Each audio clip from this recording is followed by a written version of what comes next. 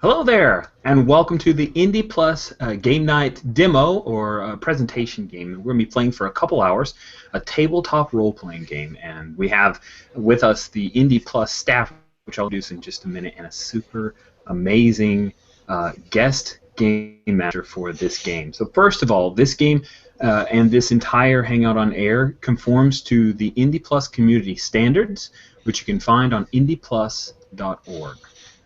Now, please be warned that this game may include foul language, but that's mostly because Brendan is playing with us. So I'll go ahead and introduce him first. Brendan Conway, who's our game wrangler. He just ran Remember Tomorrow, and there were some other games that happened earlier tonight. Is that right, Brendan? There were. Aaron ran Lady Blackbird, and later tonight we are running Kagamatsu, and we are running Apocalypse World, and that is with Arnold Castle and Brent Newhall. Very exciting, very exciting. And then across the pond, the man behind 66, the RPG, is Chris Tregenza. How are you doing, Chris?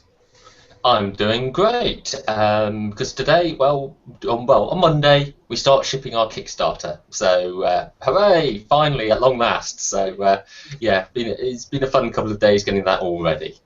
Congratulations. That's been a long, hard road for you. I'm glad that you guys are shipping. That's fantastic. And then next we have Jen Martin, who is kind of our video expert and YouTube maven. How are you doing, Jen? I'm doing excellent, thank you. And then last but not least on the Indie Plus team is from Magpie Games is Mark Diaz-Truman. How are you doing, Mark? I'm great. Nice to see everybody.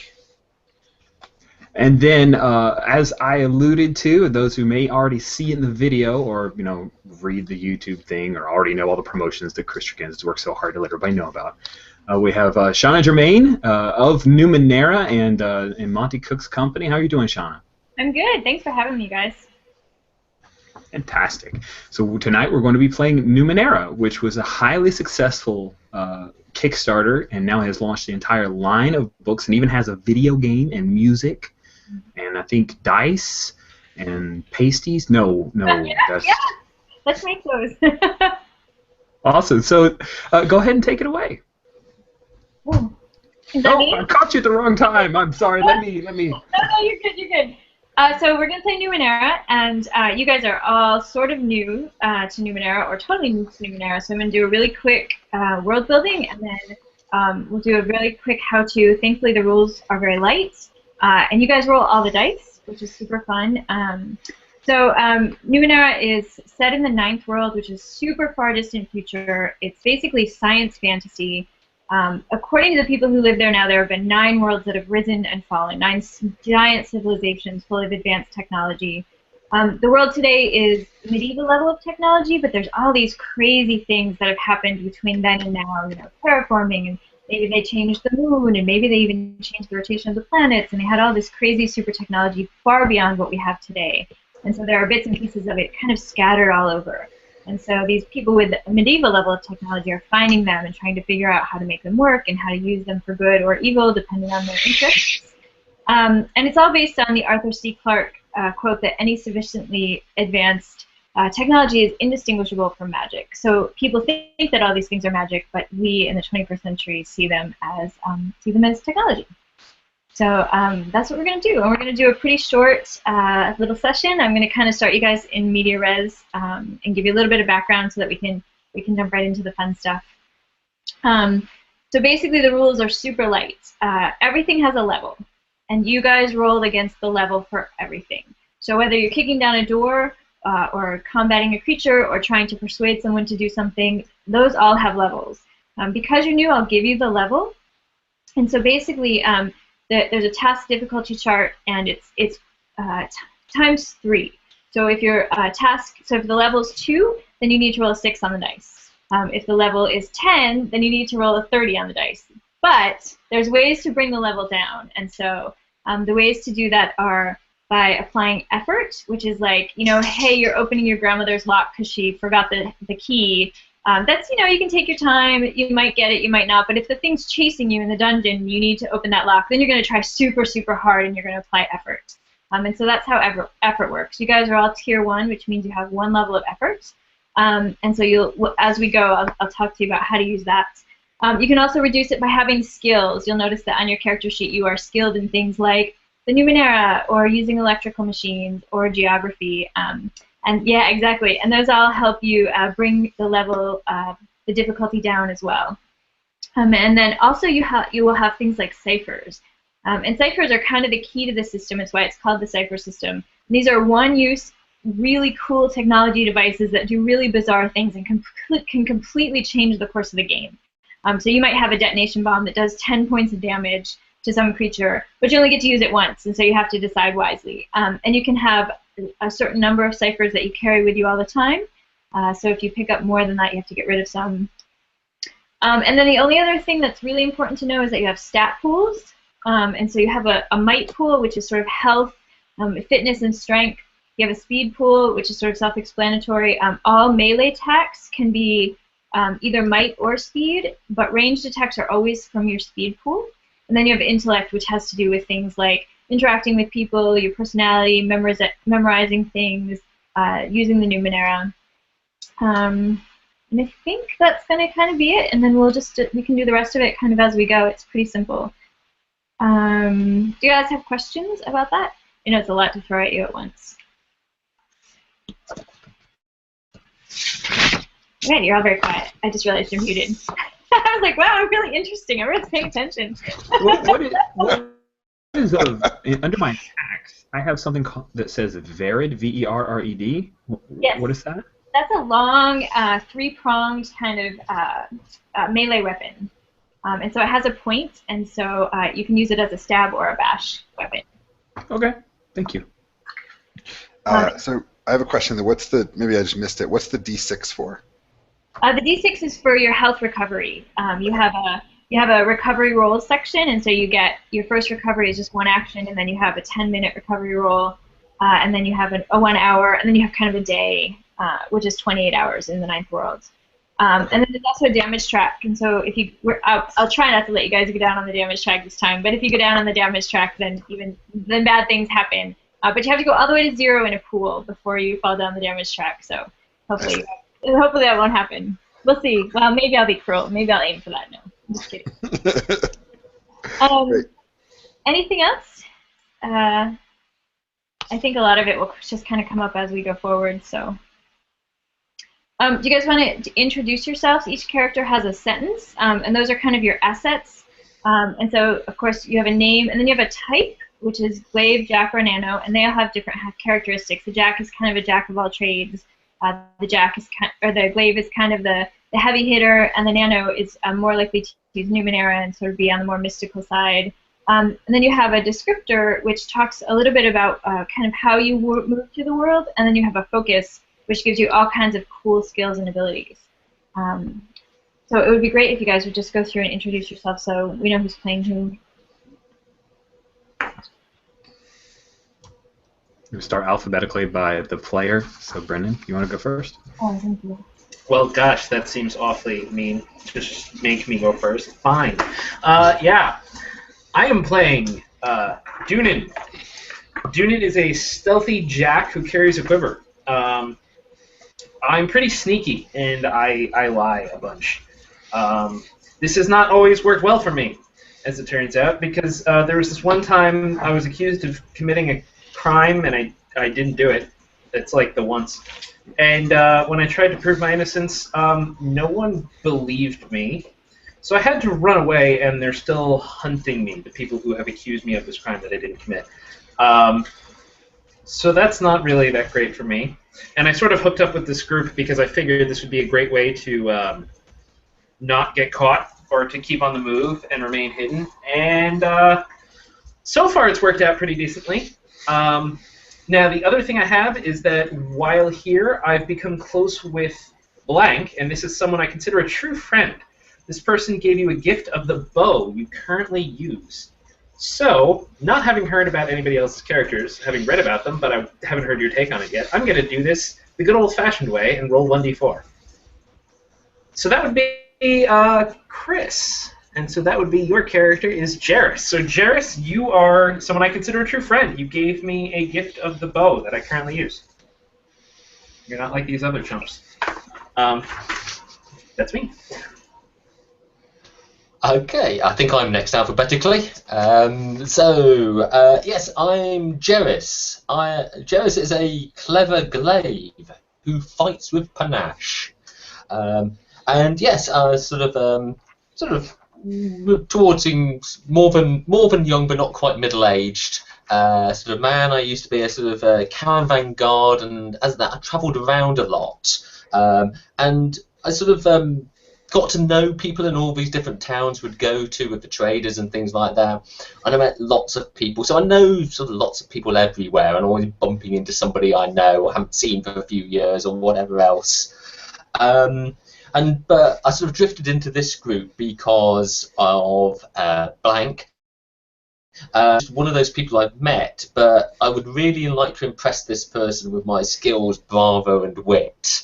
I've basically joined to show off and try and get something out of somebody. I think Brendan has set a good precedent. I'm going to roll a d4 because I think I like this random approach. So that roll. I've got a number up. Oh, I've got a 1. Which would be Mark. Moving from my left. Mark, where are you? Nower. Nower. Okay. So I'm trying to impress you. Good luck. Are you done Okay. with yours? Yep. Okay. Jen? I'm Soleth. I am a mechanical nano who talks to machines. When traveling alone, I tried to save the life of a powerful machine. In gratitude, this machine taught me much of what I know. Since then, my life has been devoted to the pursuit of knowledge about the Numenera, all of which I do in the name of my machine friend. And I'm going to follow the D4 because that works out well. I've noticed that Blank seems to have a terrible relationship with machines, but I believe I can fix that if I just had a chance. 1-2. That is Chris Jeris. Not so good with the machines.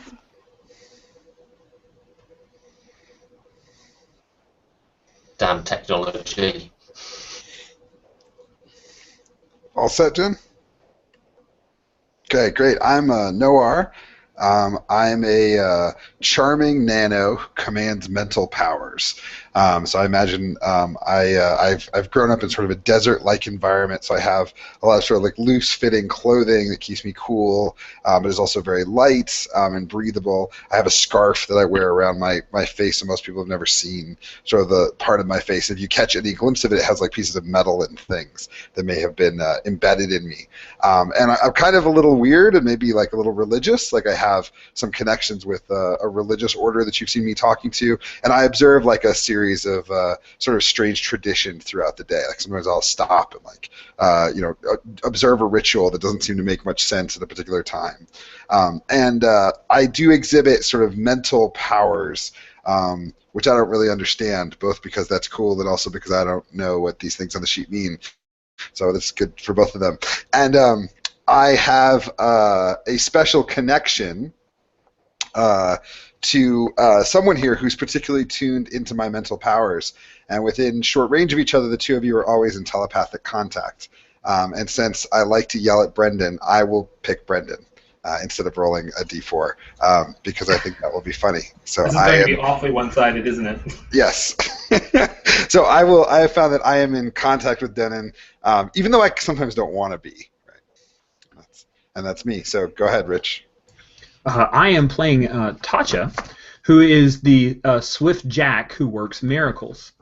Now, my background says that my whole family is full of nanos, and I'm a jack.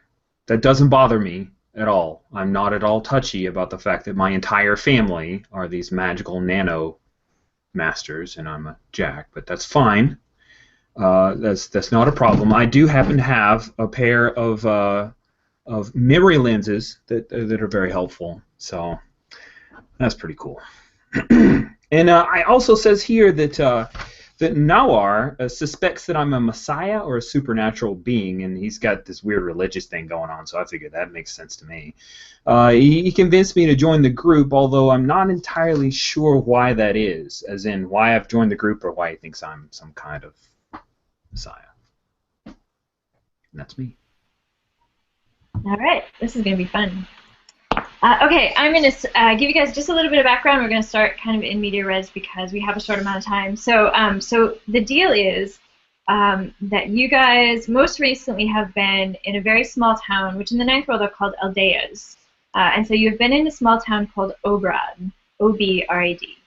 And some of you might have grown up there. Some of you might have just gotten there recently. It's kind of an unremarkable town, you know, just sort of small. It would be completely off the map except for one thing, that you guys have this leader who's kind of amazing.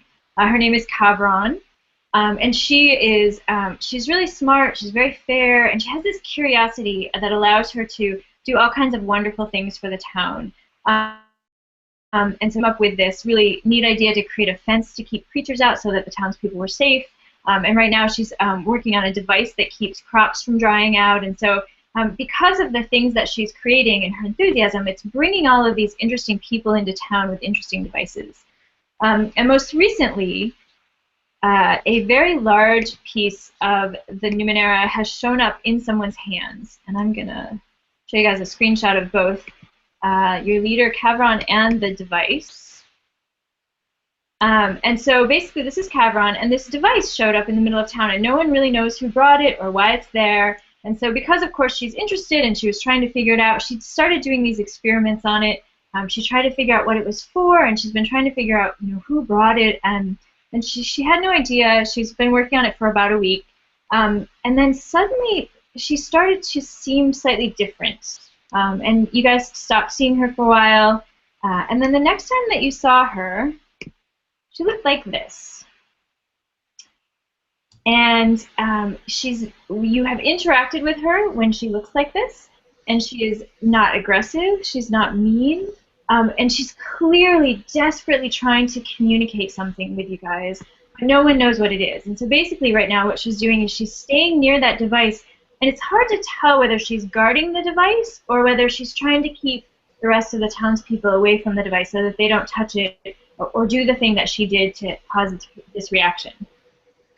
She's tried to communicate, and the sound is just sort of this guttural, weird language. That's clearly a language, but that you can't make sense of. She's tried to communicate by writing, but of course it doesn't have opposable thumbs or fingers anymore, and so it's coming out in weird symbols. And so the one way that she's been able to communicate with you guys is this one of the devices that she created is a kind of a mapper. And because it's a touch screen, it looks like this. She was able to kind of give you guys a weird sort of map to this place. And no one knows what it's for except for Noah, who she actually was able to interact telepathically with very briefly. And she was able to just briefly, in sort of images, explain that she needed someone to find a translation device so that she could talk to you guys and tell you what had happened and how to fix it before more things happened. So the things that you've gotten were this mapping device, and also this sort of sense from her that she needs you to help her be able to communicate with you guys so that someone can figure out what had happened and fix it. And so it looked like the place that you were going was probably like a week's distance towards the east, towards a mountain range called the Black Riage, which is a big mountain range just outside the Steadfast. And of course, the Ninth World is really desolate and disparate. And so you guys have been traveling for a few days, and you haven't really had any experiences. You haven't seen anything. You're kind of in that place where you're thinking, hey, you know, if this keeps going like this, we're going to be back in no time, and everything's going really smoothly, which is always a great place to be. And so I think that that's where we will start. And so one of you guys should take the helm of the mapper. And use the device. Probably someone with some Numenera skill, maybe geology or geography if you have it. Oh, of course I have it because I'm very good at the geo thing. Perfect. Okay, so it's morning. You guys have been on the road for 3 or 4 days. You're totally good with supplies. The weather's been great. You've done a little bit of hunting, a little bit of foraging. You're not worried about any of that stuff. Currently, the directions are pointing you continually east, and you're just you've been kind of doing sort of woods. It's getting a little rockier as you near the Black Riage, but it's pretty easy going, nothing too rough. Is there anything that you guys want to do before you kind of head off for your next day of movement? Well, I think Nawar's doing that little dancing prayer thing again. Is that right? Is that why you're stopped again? It's a sacred ritual, not a dancing thing. Exactly, like you say. So yeah, so I will stop to observe the 17th remembrance, which involves a series of sort of Tai Chi-esque movements to align my energy with the alternate worlds, and in doing so, I want to reflect upon what the device might be, and I'm thinking that I have this book on the Numenera, and maybe I could sort of think about what clues I might pick up for where we might be going, or what might await us as a result of the kind of technology we're interacting with. Is that possible? Absolutely. Do you want to read the book? Because it takes you about 10-15 minutes. Yeah, sure. That sounds good. Okay, so go ahead and read the book while everybody else is doing their own rituals. And if you want to give me a roll for that, I can tell you kind of if you discover anything interesting. And the thing to do, so I'll walk through this in the first one, is first look at your skills. Okay. Do you have any skills that involve the Numenera or any of the other kinds of elements that you're actually actively looking for? I have a Numenera skill, and the T is marked. I think that means trained, right? Yep, and so a skill like this is a level 4, and so the fact that you're trained in it makes it a level 3. So instead of having to roll a 12, you only have to roll a 9. Okay. And then if you wanted to spend one effort, you could do so out of your intellect, but it costs you 3 points. And so it's always, because the crux of the game is whether or not you want to really try harder and spend some of your points, or whether you want to just sort of take the risk that you'll roll a 9. I feel pretty good about it, better than 50-50 shot. So yeah, I will go ahead and roll with it as it is. Okay. I got a 15. Is that good or bad? That's great. Okay, yay. If you get a 1, it's very bad, and if you get under the desired goal, it's sort of bad. But if you get above it, then you're in good shape. So you roll a 15. And so you spend some time in this book, and you spend some time doing your ritual and thinking about this process. And so what you think is that there's a possibility that this device is actually designed to do something utterly different than what it did. And the fact that it turned your leader into this monster was very much a malfunction. And so there's something actually wrong with the machine. And somehow, when Kavar was touching it, she did something that either made it malfunction or was already malfunctioning, and it sort of connected with her. The other thing that you discover is that part of what the machine clearly does has to do with language, but that's kind of all you can tell. It's something to do with language and with communication and different sounds and voices, but that's all you can get from it. Great. I'm going to telepathically start talking to Dunnan without invitation, and say, and I'll say in my very creepy Noir voice, it was a malfunction. Oh my God! I hate it when you do that.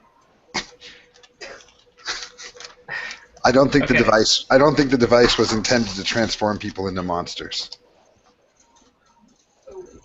Okay, well, I guess that's comforting, at least, that we're not dealing with a monster spawner machine. Unfortunately, it appears to turn people into monsters. Thank you for telling me what I already know. Do you have any more information that would be useful to fix it, so maybe we don't have to go on this whole trek or whatnot, or anything? I believe we're looking for something to do with language. So you're a great help. I'm glad to have you in my mind at all times. This is I a knew pleasure. eventually you'd come to see the benefits of it, and then Can I'll you- circle it. God damn it.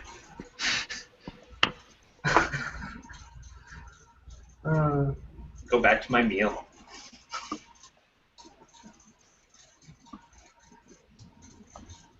Anyone else want to do anything before you guys head off for the day? Well, guys, I've been looking at our mapping thing. I'm pretty sure we'll be continuing east. Just thought you'd like to know. Anything worthy that's to know? isn't it? That's east, isn't it? Hold on a second. Yes. Yes, that's east. Right, this way then. I'll sort of slide off purposefully. Go on, everyone, this way.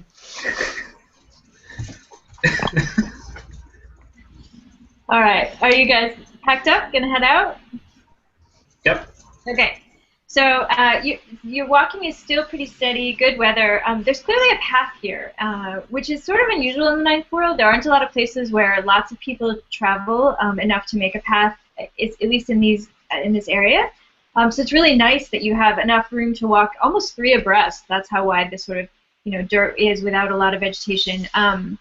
And it kind of winds its way through these trees, but really heading very much in the direction that you want to go. And after like an hour 15 minutes, you guys arrive sort of at a square clearing. And it's kind of weird because all the edges of the trees are kind of sheared off almost in a perfect square. And running through the clearing is kind of what looks sort of like a river. It's about 150 feet across. You can see from where even as you enter the clearing that there's this bank that slopes down probably 8 feet down to where the liquid is. This doesn't look safe. I appear to have a skill called Assess Danger Lies. Can I sort of have a look at the scene and see whether it looks like an ambush or some terrible trap? Absolutely. And so that's a level 4. And so it's brought down to a level 3 because you have that skill. Which means you would only have to roll a 9, and then if you wanted to apply effort, you could apply effort and only have to roll a 6. I'm going to apply effort because I want to get this right. I want people to see that I get it right. So that'll come your intellect, and it's 3 points unless you have an edge in your intellect, and in that case, it only costs 2. No, I don't believe so. I seem to have very little intellect generally. So yes, so that's 3 points, was it? Yes. Okay. So right, D20, you get more than 6. Hey, good job! I applied that effort. So you do your whatever you would like to do to sort of assess steam. Want to describe that? Maybe use your rose-colored spectacles to. Yeah. And what you can figure out is that you don't see necessarily, there's nothing along the edges that seem enough to make you nervous, but what you can tell is that the river itself, or the water, the liquid that's there doesn't seem like actual water, and it seems like there's something unusual going on there. Other than that, everything sort of seems normal. You don't see any way to cross the river or cross the bridge, but it isn't full of it is full of creatures that you can discern that would be dangerous to you. Okay, it's safe to proceed, but this keep away from the water. I think it doesn't look quite right to me. Maybe one of you people who I don't know. I'm sure one of you has got some skills in water. I drink it every day. Yeah, what's wrong with the water, I say, as I have my flask open, getting ready to have refilled the bottle. I think we're about to find out. Well, it doesn't look. Remember, it's 6 feet. There's probably 6 feet between the and the liquid itself. Are you gonna get close enough to sort of look down into it, or? Oh, totally. Yeah, I'll lean out over and I'll look down close. Yeah. So the liquid's actually kind of oily. It's thick. It's kind of a purpley gray, and it's bubbling a bit. And as it bubbles, it releases this really surprisingly pleasant scent into the air. It sort of smells like sun-warmed flowers. And so But as you lean over, if you lean over or extend anything out over the bank, you sense the river, the water, the liquid starts to rise just a little bit towards you. It creates this bubble that kind of grows towards you the longer that you lean over or approach the water. I'll pull back. Hey guys, this is like the greatest smelling water I've ever encountered. It's actually pretty cool, except I think it might want to eat my face. So maybe we should go around, like my good friend Jarrah said. Because I don't really like the look of water that reaches for my face. The map says we should go east. That's east. Oh, okay, Touch. I appreciate your map making or reading skills. That's great, but purple water that will eat your face, while smelling really good, that will eat your face. Do you have a good plan for how to get across? I could try something to try and get us across, but I don't really know if it will be that effective. No. I'm really good at running. It's not like I'm a nano or anything special. I want to try and sense magic. This is a thing I can do. Cool. So to sense magic, it costs you something, doesn't it? I have to look it up here.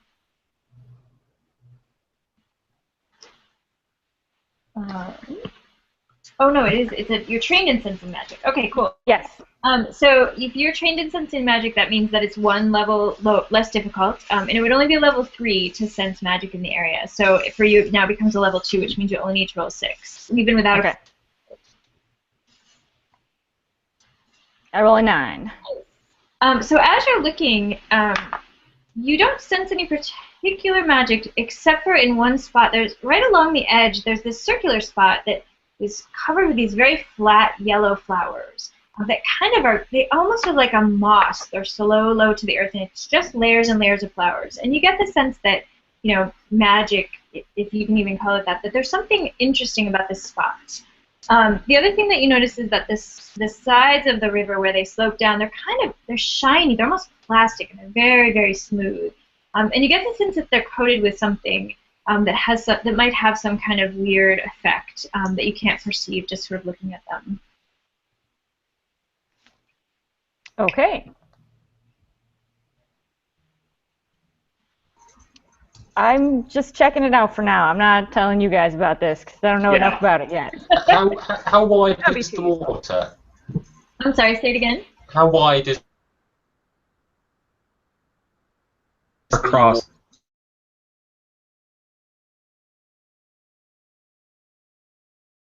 It's about 150 feet. About 150 feet. Well, that's too far across. Yeah, we're not jumping. We are not jumping. Oh well, that's my plan out the window. Well, I'm gonna check out the map. Is there a way around, or a ford, or a dodge? Anyone got a boat? Maybe Noah can use his magical powers and we can ride him across. I don't have any magical powers. Alright, maybe we can just ride Noah across. I want to get close to the water and like kind of hold my hands out towards it to see if I can sense any intelligence in it. Okay. Do you have any kind of skill in that, or are you just?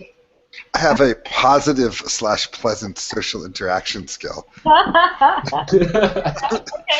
So give me a roll, and you need a 9 on this. All right, I will spend some intellect. I have an edge, so I should be able to spend 2 intellect to bring it down 1. Is that right? That's perfect. Okay, cool. So it comes down to a 6. Is that right? Yep. Awesome. I will roll a d20. I have a 1. Oh. All right, so ones are really fun. So there's a game mechanic called GM Intrusion, and GM Intrusions happen anytime the GM wants to say, hey, this cool, interesting thing happened to the story, now what do you do? And in order to do that, I have to award you XP points, typically. But when you roll a 1, I get to give you a demon treasure without actually having to give you any extra. So as you lean over, I know you said you're putting your hand out to sense. To sense whether or not you get any sense that there is this pleasant social interaction. You discover that the interaction is not at all pleasant. And what happens is the water bubbles up really, really fast and slaps the bottom of your hand. And you suddenly have this really strong desire to get in the water. And so what I need you to do is I need you to roll, this is going to be for intellect, and it's going to be defending mental. So if you have any skills in defending against mental attacks, that'll help your roll as well. No, I believe I'm actually, I have an inability around that. Oh, no. Okay. So this is going to be an intellect defense roll, and so you're going to need to roll 6 or higher. 6 or higher? Okay. That sounds fine. That's the man who just I will rolled. roll a 13. Yes. All right, so you get this really strong sensation, this desire to just sort of immerse yourself in the river, but you're able to overcome it, and you pull back, and as soon as you pull back and break contact, you no longer feel that desire. Okay. I will say, I believe that the river may be hunting us. Hunting us? I think if we stay away from it, it will fail. I mean, should we try to kill it? What will you do to the river? Shoot it with your bow, Duna? I mean, maybe it's worth a shot if it's hunting us. Yeah, I do have a better plan actually. So do the Numenera manifest themselves like in all kinds of crazy ways, right? It's not just like devices. It's like could just be like a mist or like a scarf or something, right? Yes. Okay, I would like to go to my book and see if I can learn anything about this water and see if it can be communicated with. And that's the Numenera book that you have, right? Yes. Okay. So that'll be a level 4. So that means you need to roll a 12 or higher. Okay, I will. I'm going to bring that down. I have a skill in Numenera, and I'm going to spend 2 more for my intellect to bring it down to a 2. Right, so I need a 6 or higher. Okay. God damn it! I have a 2. You find absolutely nothing in the book that talks anything about this. And in fact, you sort of feel a little bit more confused than when you started. I'll say perhaps it's not hunting us. Perhaps it's...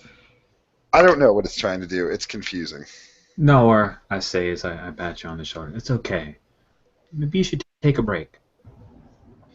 Yes. I want to see if I can show him up and use my own book on the Numenera to look up the flowers, the crazy yellow flowers.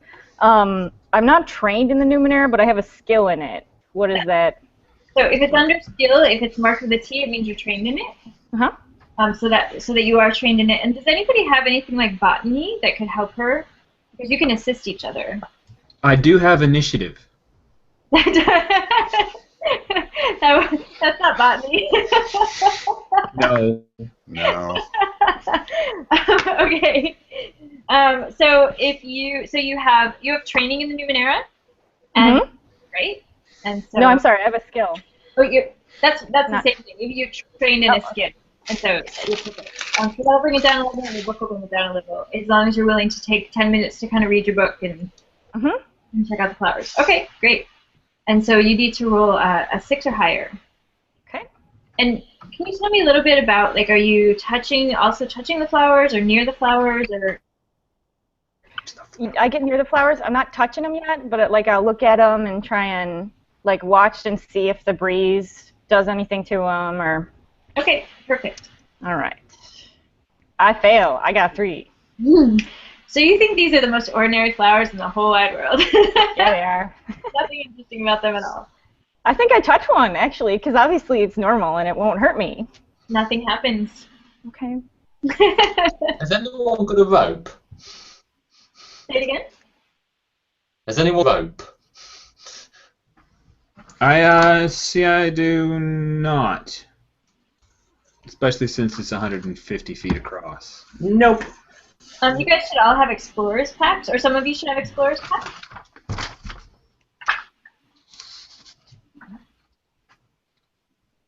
Or maybe not. Nope, nobody has rope. Okay.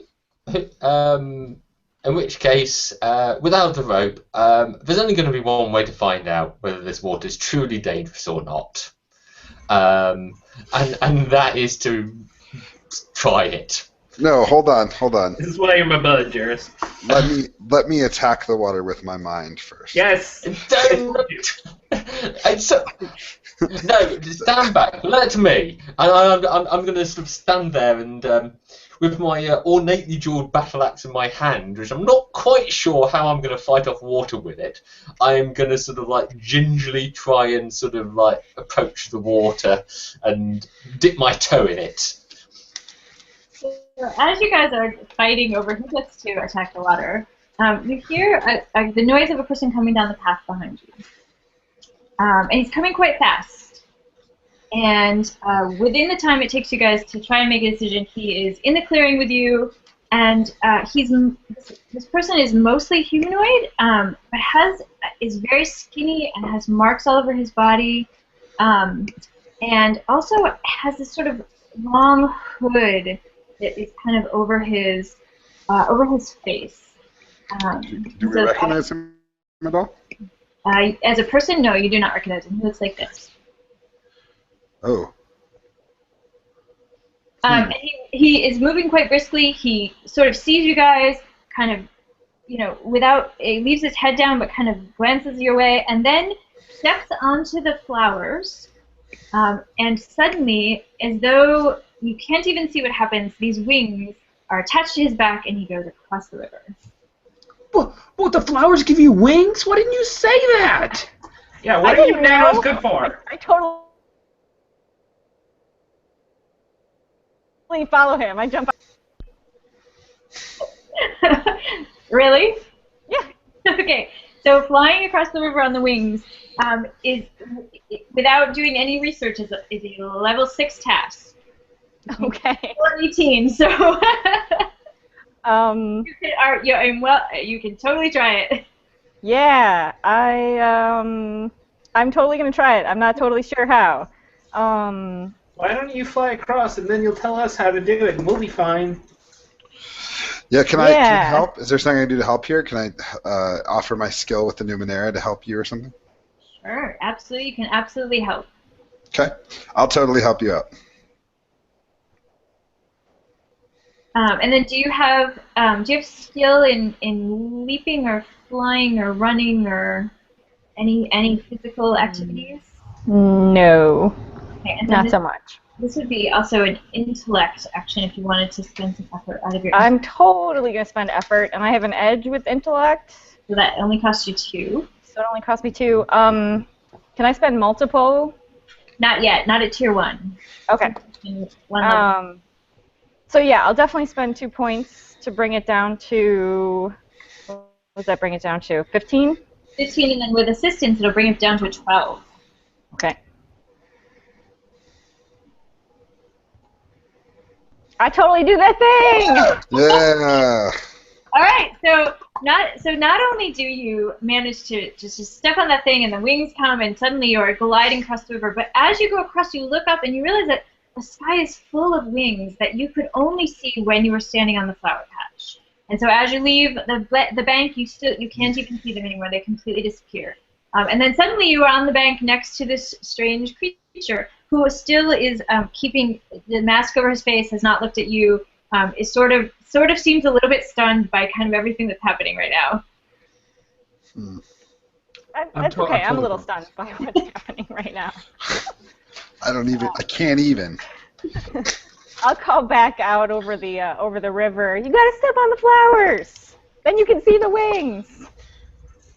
What? I will say in my telepathic voice again. You must step on the flowers. Only then can you see the wings. Oh my God! Get out of my head. I'm just gonna don't worry, I'll go next and I'll just go straight toward the flowers. I got initiative and running. I am totally running ahead of the battle axe wielding old man. Sorry, dude. Okay. Who's actually running for the flowers? I'm totally running for the running is happening. Are you gonna stop and look up, or are you just running? I do exactly what she was doing. Okay, She so that figured means it out. you gotta roll an 18. Really? Yep. Holy I crap! will help again. So now you have to roll a 15. I will spend some effort. You said this is an intellect thing, though? Yeah. Yep. All right, I will spend 1 effort. Okay, that brings you down to 12. So Can I spend any of my intellect pool? Is that how it works, or? yeah, you spend out of your intellect pool in order to use effort. So every effort costs you either 3, or if you have an edge, it just costs you 1. Okay, but I have 1 effort that I started with, so I'm just using that, correct? Well, effort is a continual resource. So you can apply effort to any action that you take. You can apply 1 effort to any action, but it always costs you 3 points out of whatever pool. And then, except if you have edge, that gives you an advantage, and then it only costs 2 points. So you are the swift jack, right? So you have Correct. So I have intellect. no edge, so I'm dropping from 13 to 10 in that pool by spending effort. That's correct. However, you know what? You're trained in running. I just looked at your skills. You're trained in running, and so that actually brings you down a level as well, because you're going to run for it. So it's a 9? Yep. All right, here we go. Don't screw up. Aha! I have a 14. Nice. Success. You hit the flowers, you look up and you see the wings, and then you are gliding over to the other side. Still running though. I told Legs you kicking so. in the air. The wings don't seem to care. Sweet. Just the flowers and the wings. Go next, old man. Yeah, I'm following straight after him. You know, if he can do it, I can do it.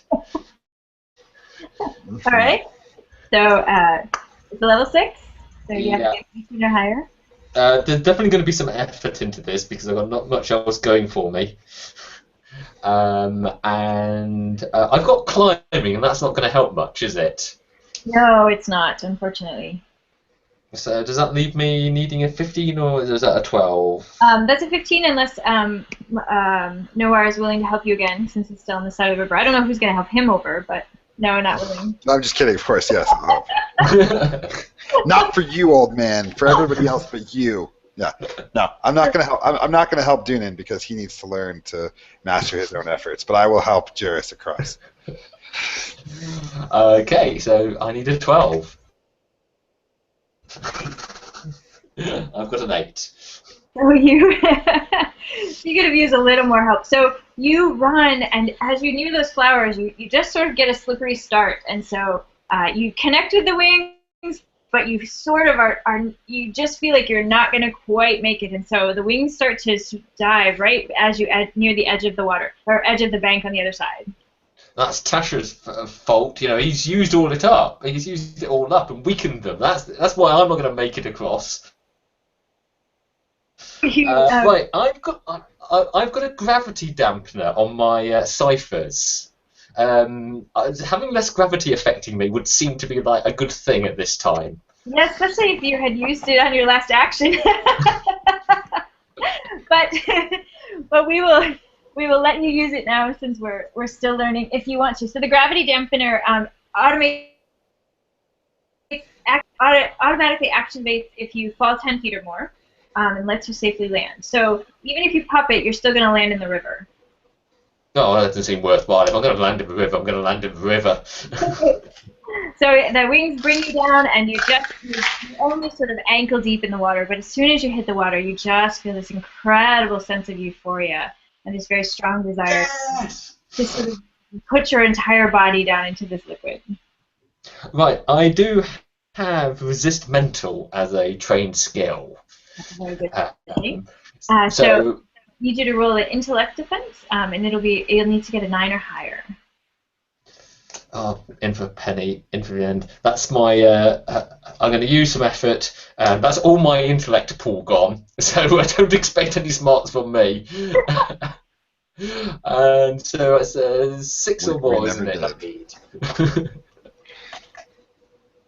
Oh no! All right.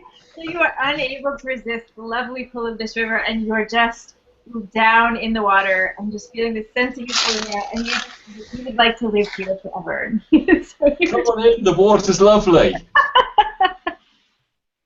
all right, who's up next? Hey, I think he's in trouble, guys. He has this very blissed out look on his face. He doesn't seem like he's struggling. He's very happy to be there. Okay, I'm going to turn to Dinan and say in my telepathic voice, reach for the wings. I can't help you now, but you don't need it. It's time to rise above. I think I do. I really, really think I do. Gotcha. I'm going to turn back. I'm going to kind of lift, push my sleeves back a little bit, and hold my hands out. And I want to attack the water to try to make a path to get to the glaive.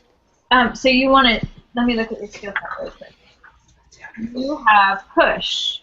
Yes. That allows you to push objects. So you could push. You could attempt to push the water away from you within short range, but it doesn't. It wouldn't be enough. You'd have to take multiple turns and do it across the water, like for multiple times to get there. But you could certainly give it a try.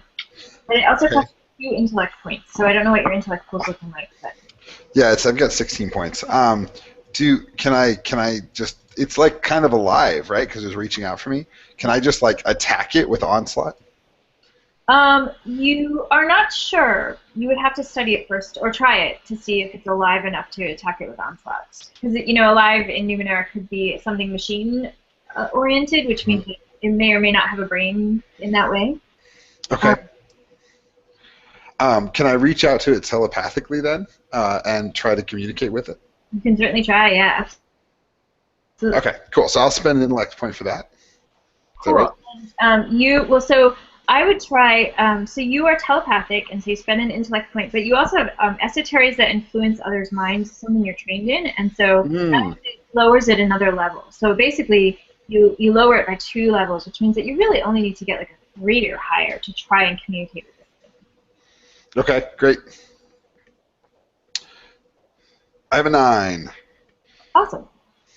So you try to telepathically connect, and you sort of get this sense of kind of this hive mind thing happening where there's one voice but many voices, but they're all kind of saying the same thing. And really, really all they're sort of all these feelings more than words of sort of joy and euphoria and desire and sort of wonder and how wonderful life is, and you should sort of be part of this. It's a machine of feels. Yeah, it doesn't seem to really want to hear anything that you have to say. It really just wants to sort of push back and tell you what it would like you to hear. Do I get the sense that I could attack it? You can't really tell from the communication, but you do know that it's alive, and so right. I mean, because it's interacting with you in some way, there's clearly sort of a hive mind brain happening there, and so your instinct would probably be yes. Okay, I'll go ahead and like unleash on it. Okay, and you're going to use onslaught. Is that? Yeah. And I have no idea how that mechanic works. So it's actually a special ability that you have as part of your nano, and it costs. So you have 2 options. One is you can try to do physical damage to something and does 4 points of damage, or that takes off armor, or you can do mental damage, which does 2 points of damage and ignores armor. But something like this, you would probably want to try to do mental damage, maybe. But with a hive mind, it's kind of hard to sort of guess whether that's both. It could also be physical. You could try to do physical damage. So it's no, the mental damage seems okay. right. So I will. I'll onslaught with the mental damage. Okay, so that costs you an intellect point, and then you need to roll at the level of the river, and so you need a 9 or higher. A 9 or higher. Okay, great. And I will spend 2 more intellect to reduce that. So I'm down to 12. Yes. 12. All right, so you, however you want to do your mind meld with this river, and you because you're connected telepathically, you actually hear the damage happen. And so you know that you hit it and that you have done it some damage. But it's sort of this weird thing in your brain, right, that you actually hear the thing that you're hurting be hurt. And the other thing that happens is that, Jairus, you feel slightly less pulled all of a sudden, as though it sort of instantaneously just gave you a little bit of a release from the sort of sense of euphoric pull. Well, the moment that happens, I'm going to sort of try and struggle and fight my way out. I mean, I've sort of got quite a lot of might and speed, so I don't know if that's going to help me at all. I would say, actually, I'm going to make Dunan sort of do an action, and then I will come back to you and let you try to jump out of the river during that space. Okay. Since Dunan is still on the side of the river. Yeah. I mean, I'd love to be able to help my friend Jairus, but I don't know how to do that besides putting an arrow in him, and that doesn't sound that helpful. I'll try my own turn at hopping onto one of the flowers, I guess. Okay. And are you've now watched three people do this, 2 people who've succeeded, well, 3 people who've succeeded, 1 person who's failed. Have you learned anything that might help you in this round? No, I learned nothing. Okay. I mean, I stand on the flower and I look up. Oh, there you go. And you see the wings, and you realize you have this epiphany that if you take it up, if you go off just a little bit to the right, it's actually a little bit easier. And so you've just brought it down to all you need is a 15. I'll do that, because I also have this inability movement-related tasks. I don't think that'll affect this one too much. Okay, good. You just need to sort of jump off the, it's like falling. All right, let's do this then. So I will go ahead and spend effort to try and bring this down too. Okay, so that'll be 12. And that was from speed, or was that might? That's actually intellect. Intellect, okay. It's a Numenera kind of intellect-based. Got it. All right, so here we go. Oh, yes! Nice! That's what we like. All right, so here's the way that, so 20 means that you get a major effect. So not only does what you're doing succeed, it also means that you get to do something major. You get to add something to your action. So is there something that you would like to do in the process? I mean, if it's not too much, I would totally rescue my dear friend Jairus. You can totally glide those wings down, grab a hold of him, and if he's willing to help you, which he is only because the river just let go of him a little bit, and because he's trained in climbing, you can just help him get right up the banks of that river. So you glide up, you grab him by the scruff of the neck, and you guys are on the other side. Come on, buddy. Oh, thank you! And you also spent, did you spend points from your pool? I did. So when you roll a 20, you get those points back. Oh, sweet. Cool. Cool. All right. So that takes care of both of you guys. So that so now 3 of you are on the side of the new side of the river, and with the dude who's now sort of walking, just sort of starting to walk away silently, not talking to you guys, down the path, heading east, and of course Noah is still on the other side of the banks.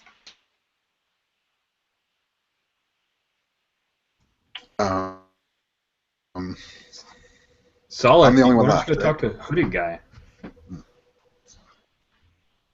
Yeah, I'm gonna follow after Hooded Guy because that's kind of rude, just walking away from us, right? I mean. Okay. You want to talk to him? Or are you just gonna stalk him?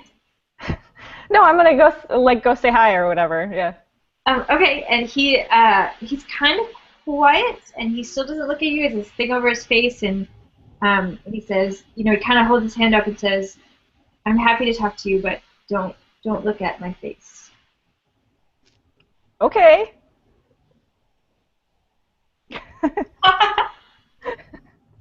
That's fine. What do you know about the river?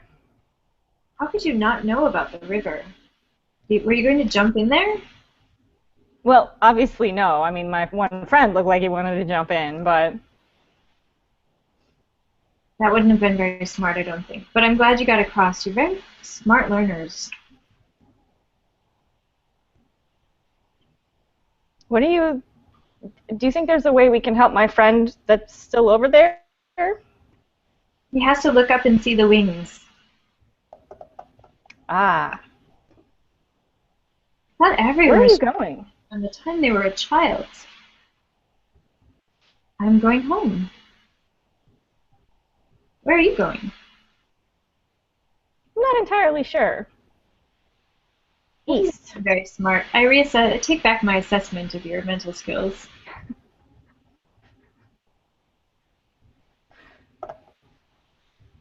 I just walk away. Like, I'm not going to put up with somebody insulting me, so he can just go home. We're done with him. He continues to walk down the path. I'll call over to Noir. Look up at the wings. Stand on the flowers and look at the wings. Yeah, it should be easy. Super easy. It was pretty easy for most of us. I think you've got it. How is the river reacting to my attack? The river, after the attack, there is no other change in it. It seemed, like I said, it seemed stunned. It kind of let go of him, and now it has returned to its normal state. Okay. All right. Cool. I'll go to the flowers and look up. So you look up, and you see the wings, and you also have the realization that if you take a step to the right, actually, if you take a step beyond sort of what you think is feasible or smart, it actually gets even a little bit easier. So you could choose to take what is more like a leap of faith off of that and hope the wings catch you, and that would actually bring it down another level to a 12. Sure, that sounds good. Okay. All right, great. So brings it down to a 12, and because I have a trained skill in Numenera, does that bring it down to a 9? That does help you in this, it does. Okay, cool. And yeah, I think that's good. I have an 11. All right. So it's super easy. You jump, you sort of make this running leap, and the wings catch you, and you're on the other side. And as soon as it's an interesting experience, right? Because you're sort of dropped there, but they don't actually drop you. They kind of glide you so that you have to do sort of a running walk, and then they sort of seem to disappear again. And standing where you guys are standing on this side of the bank, there is no indication that there is anything up there except blue sky at the moment. Solith, what did the hooded guy say? He called us smart, and then he said we were not smart. He didn't want me to look at his face. I didn't like him. Well, did you look at his face? Well, no, because he's asked me not to, and so I didn't. When they tell you not to do it, you do it. Listen, that man escaped from a maximum security prison for a crime he didn't commit, so you should listen to him. What? Didn't you hear the story of the prison break things that he did? Let's just move on. Let's just all keep walking. That'll be good for everybody. There are bad prisons. Don't talk more about prison for doing good things. I would like to explore his mind to find out why he was in prison. You might have to do that on your own time. Are you guys going to keep walking? Are you going to? Now would be a good time to take a recovery roll if you wanted to gain some points back into your pools.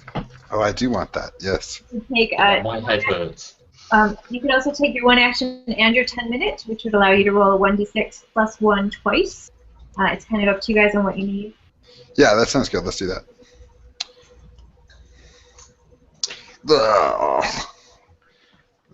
I only get, and I can put these points in any of my what are they called? Pools. You can put them in any combination of pools as long as you don't go over your original amount. Okay. And I know, like Noir, you have a might rejuvenator, which gives you that gives you back 5 points of might if you needed that as your cipher. So you guys remember that sometimes your ciphers will heal you. It's a one-time use thing, right? They are one-time use. Yep. Right. But one of the things about the ninth world is it's just so full of the Numenera that you often get ciphers kind of in process. So using them up is not a bad thing. So you guys are taking your instant one or your instant and your 10-minute rest? Instant and 10, I think. Yeah, I need quite a lot back. You don't all have to take your 10. Like if you want to wait, even though you guys are sitting there for 10 minutes, you don't have to take your 10 minutes. It was 2d6 plus 2, wasn't it, effectively? So 1d6 plus 1. Twice. Oh, Twice. if you're doing it twice, yes. I'm sorry. Brilliant. Are we all doing it twice? You don't have to. If you don't need it, you can save your 10 minutes. My I'm headache's not cleared reading up. them, so I guess I might as well. Otherwise, I'll be bored again. I'm not doing I either. will. Because I don't have to, No, because I'm awesome. I'm going to honor the 21st remembrance with meditation. How many remembrances are there? 875. There are 73. Don't be ridiculous. I'm sorry. I'm really sorry. My answer was so ridiculous compared to yours.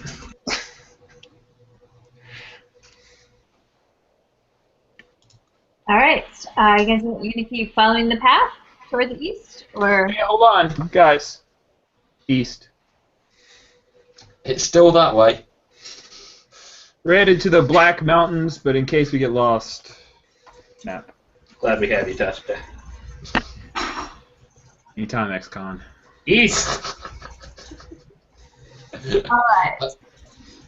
So as you guys are heading east, from sort of off in the distance, you see that it starts getting really rocky. The trees disappear. There's these sort of weird, almost like a desert landscape. It doesn't extend very far. It's sort of like a little cool pocket of deserty landscape.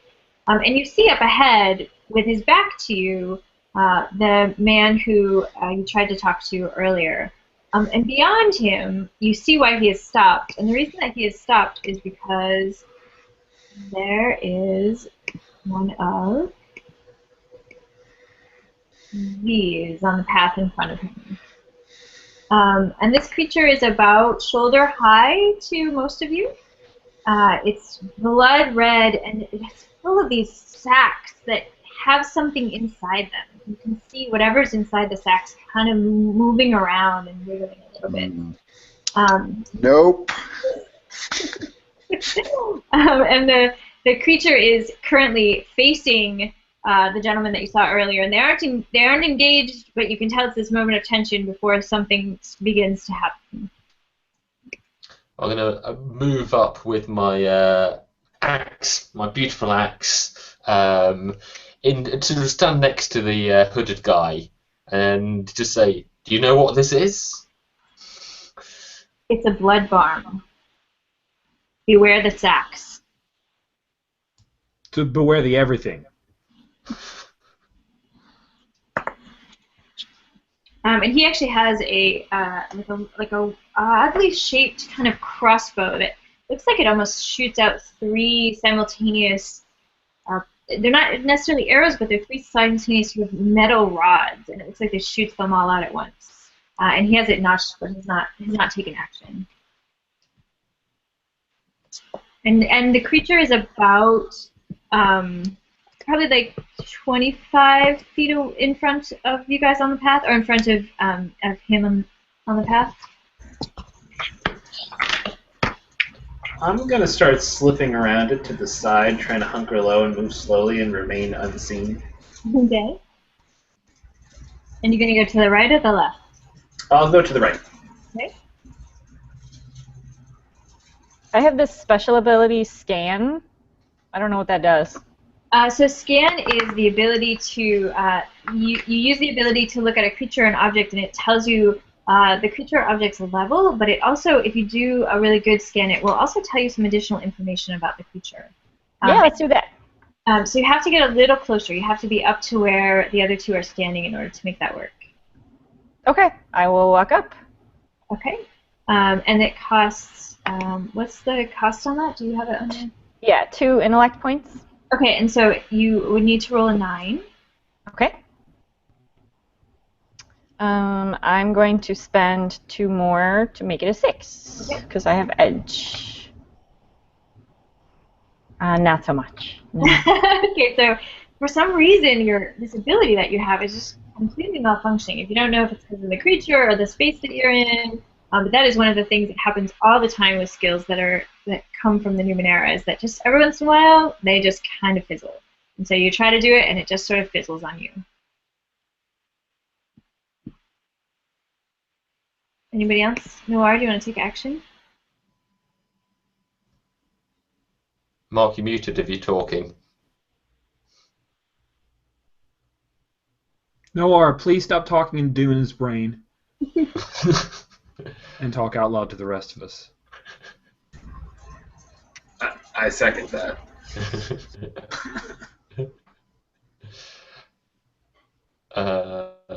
Nope. It wouldn't let me unmute. Sorry, I'm here. I'd like to read the mind of the guy who's standing next to Jairus and see if he's telling the truth. So this is very difficult because he doesn't necessarily want you to read his mind. So Yes. it would actually be a level 6, which is a 18. But you can certainly try.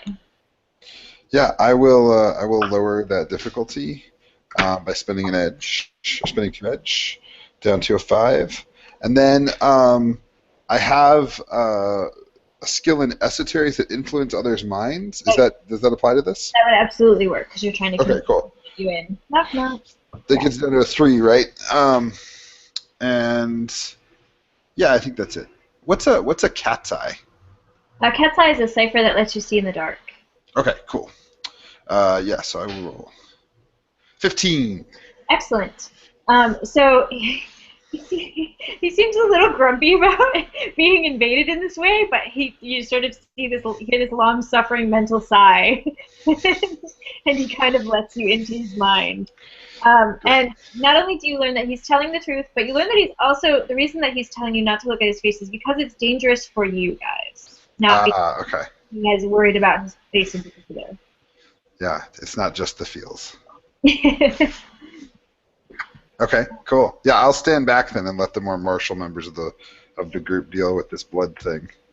All right. So as you guys move up this blood barn, its head swivels in a weird way, and so it does this kind of thing where it just kind of comes around and faces you, and it doesn't have eyes necessarily. It just has this big gaping sort of 4-pronged mouth. And I need everyone to make initiative rolls. And this is where we decide to find out who goes first. If you're trained in initiative, that gives you an advantage as well. So make sure that when you tell me your numbers, you tell me if you're trained in initiative. So is this just like a roll of d20 initiative? Yes, it's a 1d20, and it basically it doesn't decide the order that you guys go. It basically decides whether or not you go before the creature. And so because this creature is a level 3, if you roll a 9 or higher, you go first, and if you roll something lower than that, you go after the creature. And because I have I'm sorry, go ahead, Chris. I was just commenting I'm totally faster than that monster. You are, nice. And because I'm trained in initiative, it would be a 6? Yes, that's correct. Great. So I rolled a 9 exactly. What does that mean? That means you are good. Oh, That looks like a really fat one on my video. I know, it looks funny, doesn't it? Tasha, you are also good. Whereas I do have a 1. Oh no!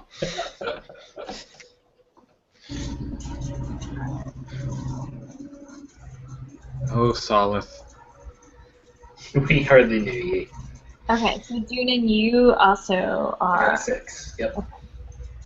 Okay, so Solith, because you rolled a 1, unfortunately, that means that you are going to get, that creature is going to come right for you. So it swings its head around right at you, and what it does is it opens its mouth, and you just get this sort of spray of gross, it almost looks like it's spraying its insides out at you, and it's coming for you.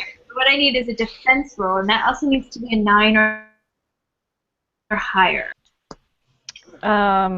Okay, I don't think I have any skills that can help me with this, but I would definitely like to use effort because this seems important. Let me see, are you trained in defense in any way? Let me look at your sheet really quick. You are not. Okay, yep, so effort would definitely help you. Is it speed I'm pulling from that pool? All defense is speed, unless it specifically says like intellect or might defense. Okay. So I got a 12. Excellent. So it comes out and this spray splashes, and you're just so quick that you're able to, you probably run into someone kind of getting out of the way, but you manage to get out of the way, and it just splatters the ground in this sort of gross eruption of stuff. And then the other thing that happens is, I just misplaced my notes already. For those of you who didn't roll, so who didn't roll higher than a 9? I did not. Dunin? Anybody else? It's hard to keep track of on the screen. Okay. So Dunin, the other thing that happens is one of the bubbles that you sort of see on its body kind of gets sort of wobbly and bursts, and it shoots out this sort of tiny, small, kind of slippery, living, needly thing that comes right for you. And so I need a defense roll from you as well. And also a 9 is what you're aiming for, speed defense. Yeah. Okay, so I will. I have an edge of 1 in speed, so I can spend 2 points to spend effort on that, right? Yes, that's correct. Sweet. I will do that. And I will roll. So that should be a 6. Give me a 6. Don't fail me. All right, that works. All right, so you feel this thing, this slippery sort of living kind of gross thing. It just kind of slides right by your arm, but doesn't implant, and so you don't take any damage. And so that everyone who rolls a 9 or higher gets to go, and there is no sort of combat order. You guys just get to take one action in whatever order you sort of think as a team. Well, I'm going to try and bury my axe inside its head. Excellent. I've got various. I seem to have lots of special abilities associated with combat. I assume I can pick one rather than use lots of them at once. That's correct. You definitely want to pick one. I've got an attack flourish special abilities, which by preference I will use to just do it looking good. You know, I really want to just like right on top of its head. You know, try and split it in half. Nice.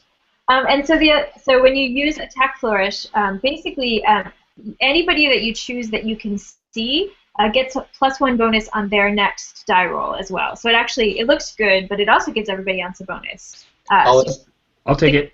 No, it's going to be no bar. So you can pick everyone on your team, but you probably don't want to pick the creature. Okay, great. So in order to do that attack, you need to roll a 9.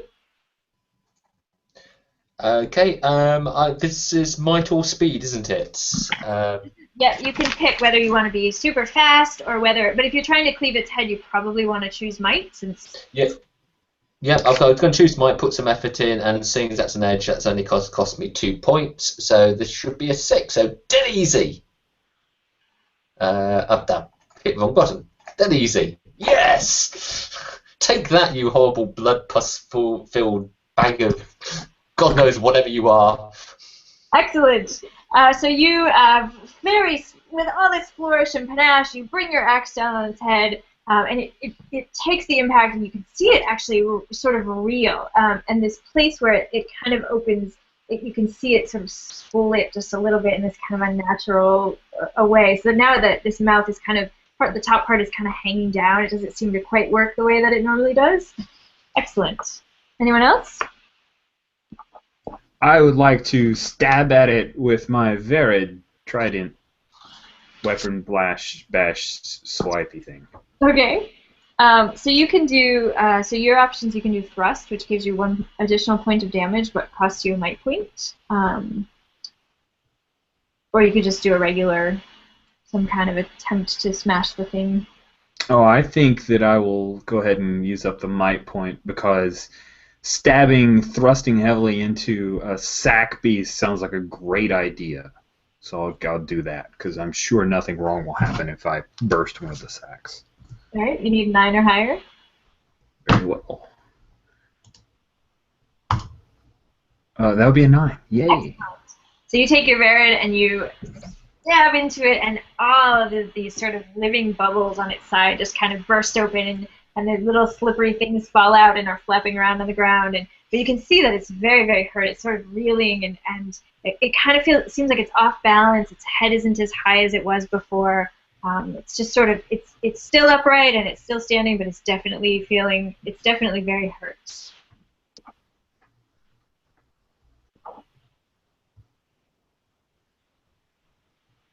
He really is telepathic. I think Naur is gesticulating madly while attacking. Get out of my head! I want to onslaught it with my mind. Okay. And that does 2 points of damage, and that requires a 9 as well.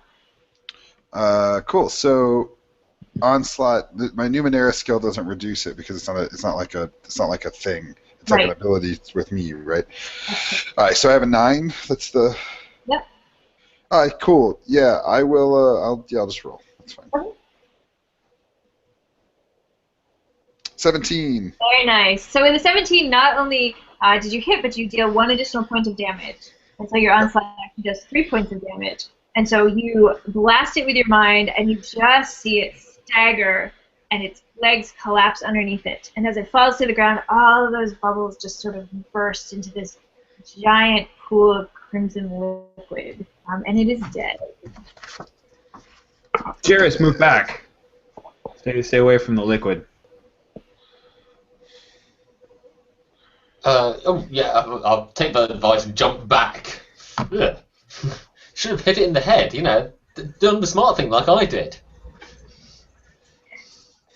Did anybody get implanted? Because if you got implanted, we're leaving you behind. Listen, we haven't left anyone behind yet, even though I was tempted with Jairus. But nobody's been implanted so far.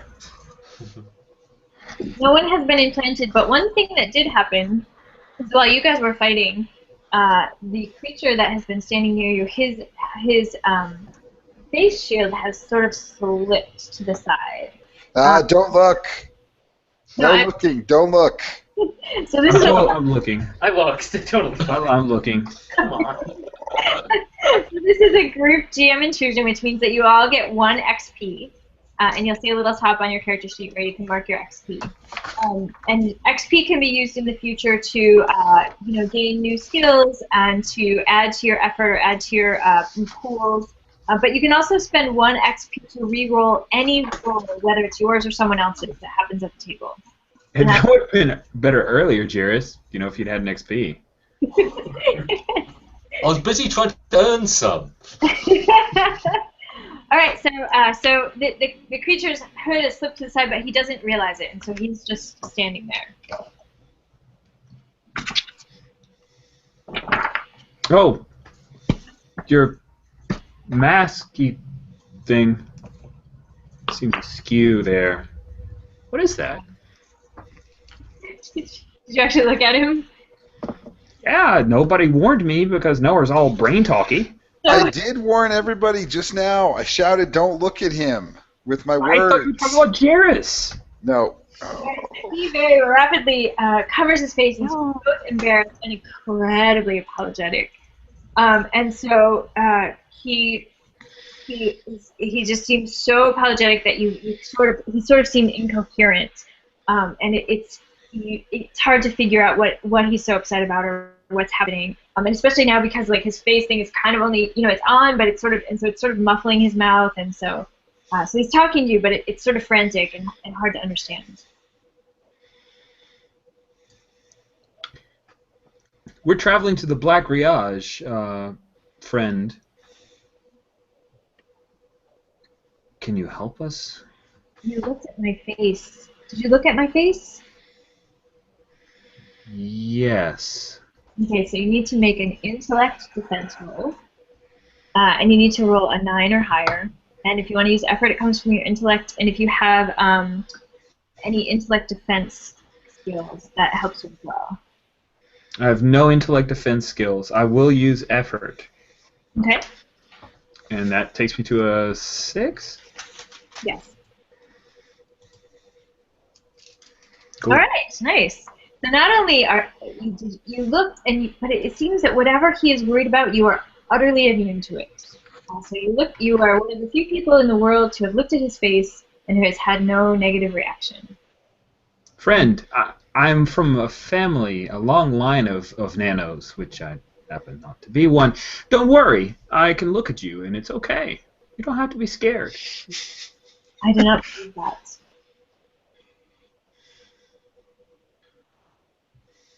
But I am grateful for you helping me with that creature. The blood bombs are awful.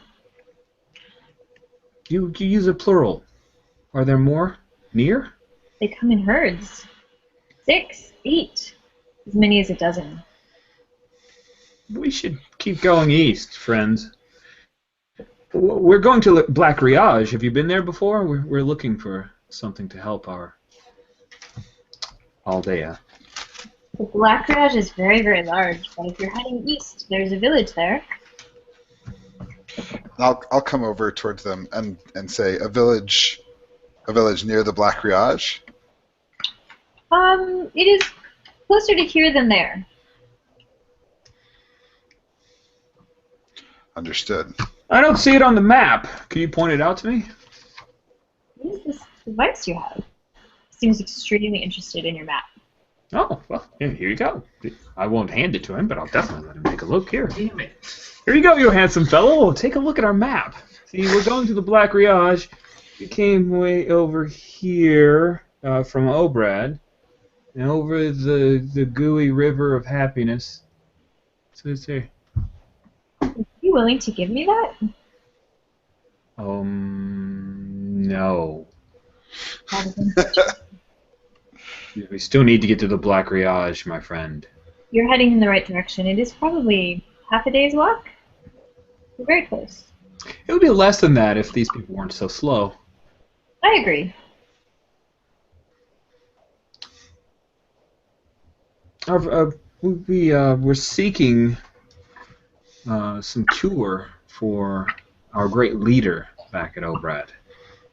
She was rather attractive, and now she's some kind of green beast that can't talk. There are many beasts in this world that can't talk. Are you she's fixable? We're hoping. It's a communication device, I think, that we're after. Isn't that? It turns out that it's broken, and it doesn't actually turn people into monsters. That's not what it's meant to do. It has something to do with language. I don't know where I learned that. I like devices. Are you sure that you wouldn't trade me for your map, this wonderful map device? What do you have to offer? He digs into his pack and he pulls out a silver sphere that's about 4 inches around, and when it touches it up and it hovers, this will protect you and follow you. I would trade you that for your wonderful map. It will protect me and follow me. Why is it in your bag when you face a creature such as the blood thing? I might have forgotten about it. I wasn't going to attack the blood thing anyway. I was just going to make it look at my face. I, sort of dismissively turn away. If you wish to trade the map, we could find some other path, but I think it's more useful to us than some sphere of unknown origin and function. What has happened to your face, friend? I have an illness. I step back.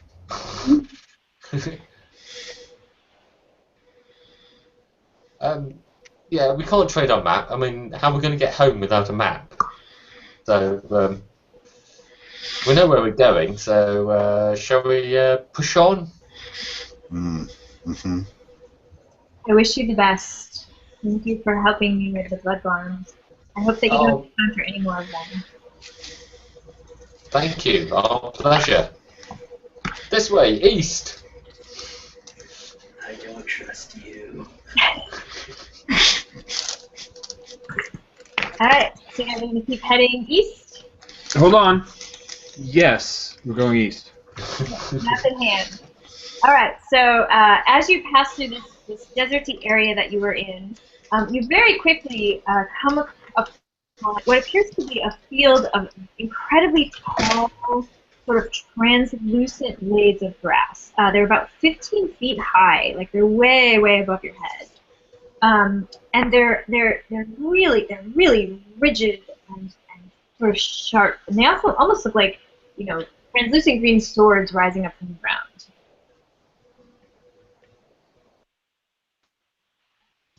We should be careful.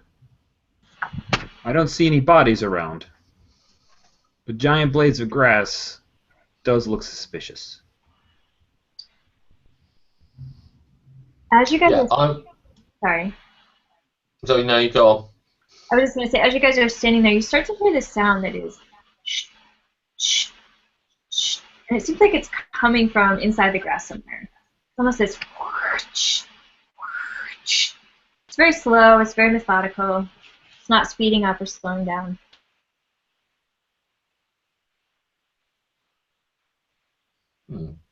It's not musical, is it? Does it sound sort of like a natural thing? You know. It's rhythmic and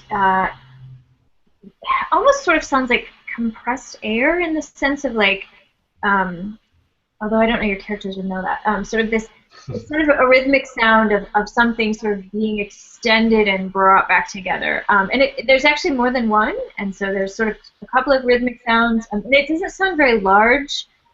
Like I said, it's not getting faster or slower. It's very much keeping a steady pace. I want to sneak off in the direction of the sound and try and get a peek at what it is without revealing myself. Are you so the grass is 15 feet high and it's coming from inside the grass? Yeah. So are you going to get into touch the grass, walk toward the grass? Yeah, totally. It's just grass, 15 foot high, but it's fine. I'm sure it'll be fine. Okay, so as you approach the grass, it actually bends towards you a little bit, and it starts to slice at the edges of your clothing. Oh shit! Okay, back off. And so the sound, as you guys are sort of standing here, the sound is getting closer. Again, not hurrying, just kind of methodically moving forward. So the grass will try to eat you. Don't touch it. I get out my crossbow and point it in the direction of the sound. Okay. Is it possible that everything just wants to eat you, Doonan? I mean, I am delectable. Really? Yeah, it also ruined my awesome clothes that never get dirty or show signs of wear and tear. Can we go around? I'll consult the map. No, we're supposed to go east. There are many degrees of east. Oh, I'm sorry. Far be it from me to belittle your intense cartography skills. Are you actively looking at the map to see what you see? Absolutely. Give me a roll. You need a 6 or higher. Ooh, I have geography. Are you accounting for that? No, I'm not, so you only need a 3. Ha! This map is easy to use. Nice. I have rolled a 12. So you look at the map, and the map doesn't show this area at all. It is not on there. However, what you see is that it's about probably there's about a mile wide swath in a square where you think that this would actually be. And so what you can tell is, although it seems to be missing, you can kind of get an impression of exactly how big this is based on the blank space that's on the map. And so it just seems like a field. It's probably a mile on each side. No, we can reroute. We merely need to travel to the north for about a mile, and we should go around.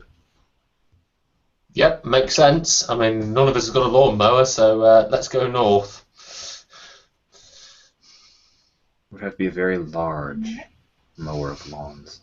So you're going to head north? Yes, please. Cool. So as you head north, that sound kind of intersects with you guys. And out of the edge of the field, off to your right, off to your right, comes these. You start to see. I can find my.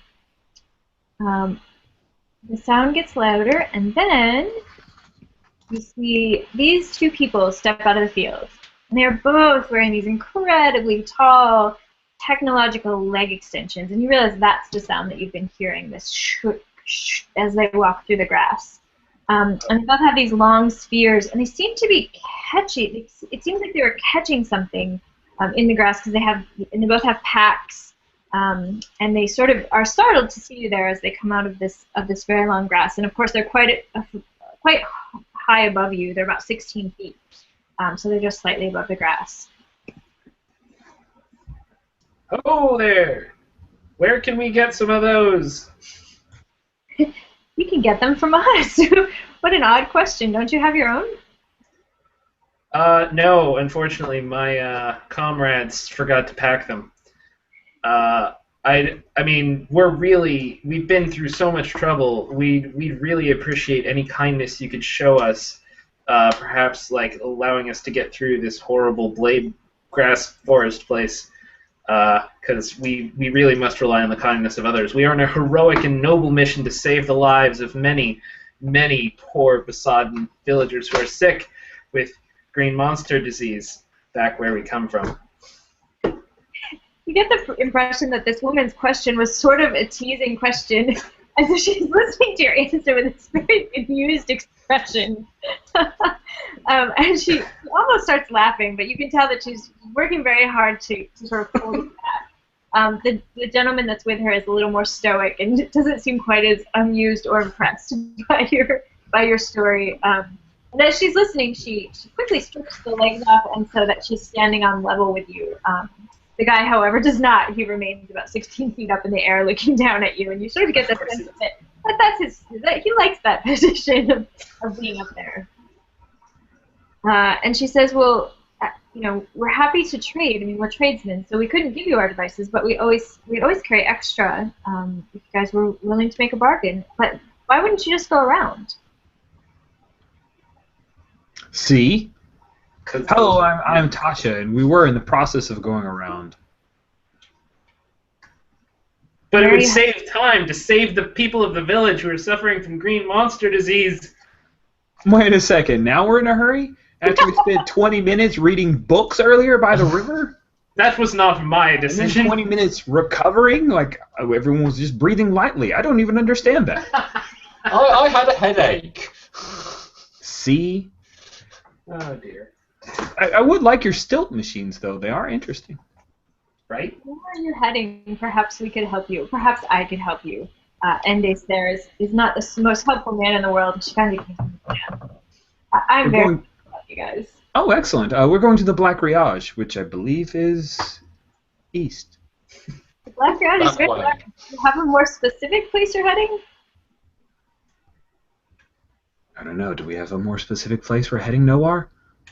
You're the man with a map. Yeah, you have the map. I've only located the Black Riage. I've located east.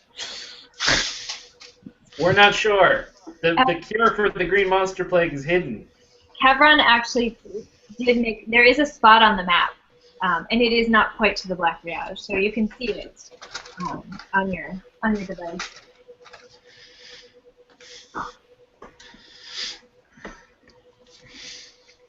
So we do know where we're going, and we did. As much as you can tell from a map that is missing lots of elements. We have a notion of where we are headed. Likely our map is incomplete because it has not told us of several dangers we have faced so far. But we know in which direction we go, assuming that Tatcha isn't lying or incompetent. Neither of those are true, my friend Dunan ex-con, who ran away from a prison. Ex-con! You joker. She's clearly even more amused, and yet sort of seems to not find you guys, delightful, but she clearly is not afraid of you despite the banter. She actually says, could I see the map that you're using?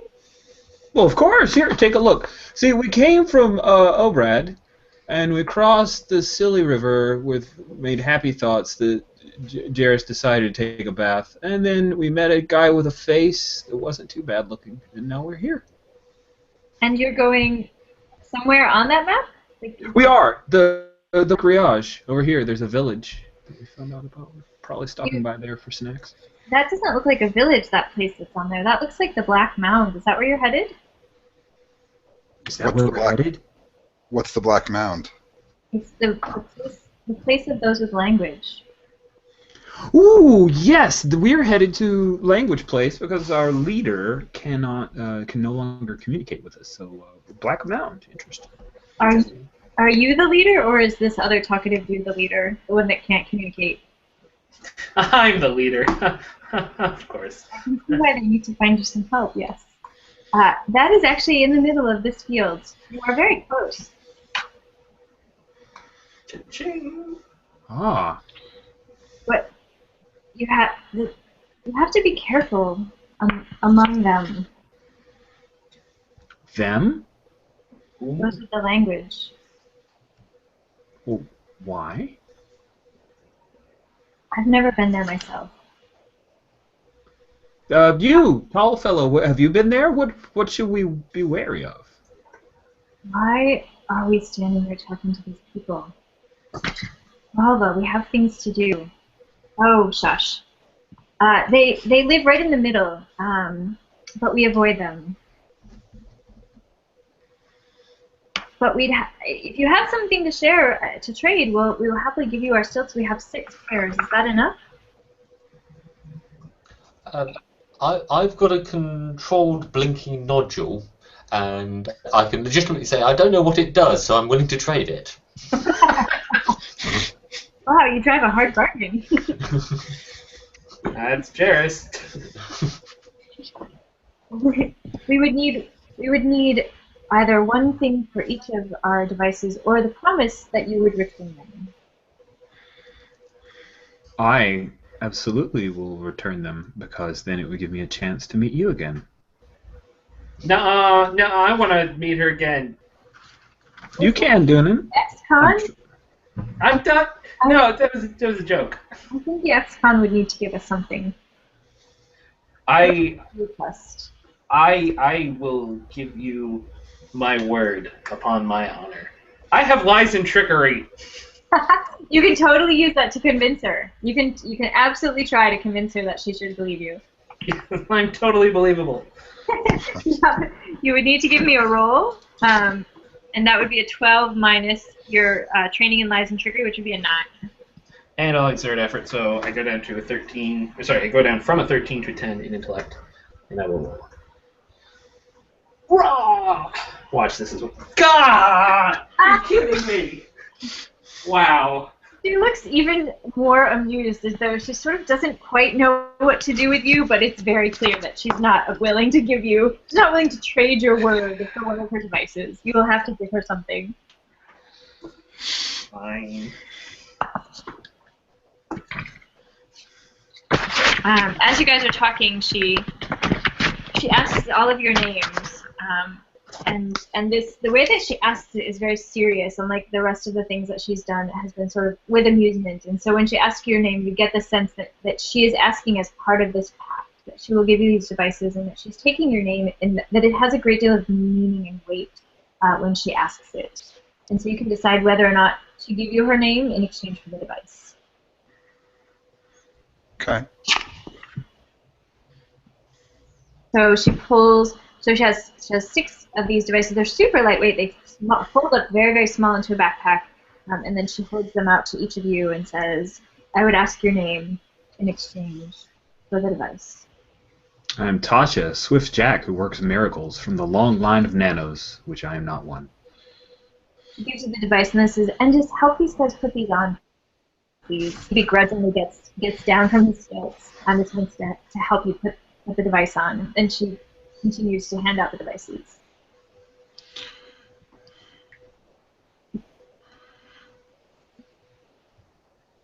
I am Noir. Such is my name. She gives you the device. She does this with 2 hands. It's almost sort of very formal. I am Salif.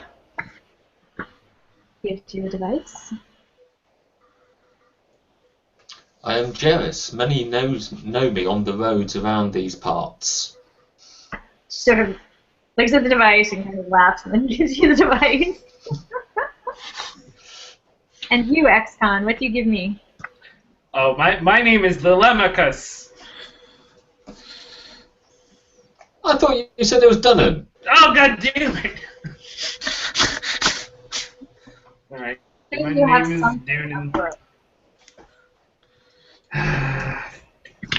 Fine. What? Fine. I hand over my it says detonation web level 3. Okay. I hand that over. It's sort of as though at this point she's just willing to take whatever you give her. She gives you the device. Okay, so putting these on is actually surprisingly easy. Whoever designed this technology really knew what they were doing. So you don't even need a roll. It's that easy to get them on. However, get them on and then stand up in them and take your first steps. Everybody needs to roll at least a 6. Is this with speed? This is with might, actually. It's really about sort of the strength and balance. I can roll a 6. I'll go for it. I was about to roll a 6-sided die, which would be really stupid. All right. Should be difficult. I got an 8. Failed. Okay, so Tasha, you get up and you just start doing this sort of back and forth, and you are down on your butt. And unfortunately, you are down on your butt in sort of a muddy place, and so now you require a little bit of assistance because it's slippery. And so hopefully someone will help. Kicking my long legs, like, I've fallen and I can't get up. Did anyone else roll under a 6? Do I have to worry about my movement-related inability? Not with these. These are sort of amazing pieces of technology. So once you get up, you take the first step, they kind of meld to your body and make it easy. And actually, you are like 3 times as fast as you normally would be just walking regularly. So someone's gonna help Tasha up, or you guys can just leave them there. All right, okay, bye. I'll help him up. I'll hold a hand out, or One leg. You hold the leg. yeah, hold the leg. Okay. This is so easy that you don't actually have to roll to get up, but you do need to roll one more time to take that first step. Yay! More die rolling. Let's do it this time. Roll betterer. Haha. Nice. Okay. So you guys are all up. The woman who didn't introduce herself, but you know her name is Relva because the two people were talking, says, safe journeys. I will keep your name as safekeeping. And when you return, there's a village just slightly to the southwest of here. And I would ask that you would come and bring our devices back. Except for if whoever might not make it back, you don't need to bring your device because you don't really want it once they're done. And then she and Ennies head off. She waves. He's sort of still grumpy. And you guys can make your way through the field super double quick time. And so now that you're above the grass, you actually see exactly what she was talking about, which is that right in the middle of this field there is this huge sort of black, it almost looks like a giant black egg or sack of spider webs. It's just, you can tell that it's all integrated, except that it looks like black light. So it isn't really webs, but you get the sense that there are all these webs, but it's actually glowing. It sort of looks like solid black light. And it's kind of rounded on the top. And it's actually not very far. And at the speed that you guys are going right now, you can make it in just about a couple of minutes if you want to go there. Do I think it's dangerous? You would need to get closer in order to assess danger. But you could definitely get closer and assess danger. Yeah, well, I'm striding towards it, and as I get closer, I'll assess it. So you need to roll a 9 or higher. Okay, I just lost my dice stream. Roll 11. Nice. You get the sense that it isn't terribly dangerous, despite her, sort of wariness of the place, the fact that she'd never been there and that she's somebody to be cautious. You don't get that sense from it. And in fact, it seems welcoming, and it doesn't seem welcoming in the sort of weird, it's now going to turn around and kill us kind of way. It just seems welcoming. It's not like the river then. No. You don't get that impression. Not at all. Okay, in which case I'll confidently stride forward towards it and into it. Okay. Is everyone else going to him? I'll hang back a little bit, but I'll follow. Okay. Wait, Darius, wait! Oh God, I'll come. Okay, I'll be after you. So as you guys get closer, you see that it really is made up of all these strands, and it's actually quite beautiful. It's really ornate. There's clearly a pattern, and it basically sort of builds this space that you can that has a sensibility to it and has actually a sort of form and structure. But you see these creatures, they're sort of humanoid, but they're more arachnid than anything else, kind of going back and forth. And some of them are traveling on the lights, but some of them are able to sort of move through it. And as you get closer, one of the creatures, and this creature has 10 legs, and is sort of this pearlescent white, and so it really shows up against this black light, kind of comes to the front of this space where you are. and you hear, you see its 10 feet sort of touch the strands. And as you get closer, you hear music, but it's also language. And you sort of have this sense of deja vu that this is a language that you once knew or that you should know, but it isn't words, it's music, but you can still understand it. And basically you hear this creature asking you, why are you here? I'll step up in front of it now that I get a sense of what it wants and say, we are here seeking a device to help our leader who has been transformed, not on purpose, but by an accident, by a malfunction. And her response, again, is the strumming of the feet, and it's this very melodic, musical, it's hard to tell like how you're understanding music as words. And she says, we don't do transformations. Of course not. It was not purposeful. But we were sent here to find something to do with language. And I try to like summon up a picture of the device and like broadcast it from my head. When you say language, you get this sort of really lovely melodious note of sort of, it makes you feel like she is responding in a positive way to that. And she says, we're the speakers. We can help you with language. And she sort of beckons you. It's sort of weird because it's hard to sort of see the gestures of a 10-legged creature, but you sense that she is beckoning you to sort of come closer and possibly even asking you to sort of touch the strands or touch part of the space. And because you guys are tall and above the grass, like it would be, you could totally touch it kind of at the level that she's at without having to bend down or anything like that. Mm-hmm.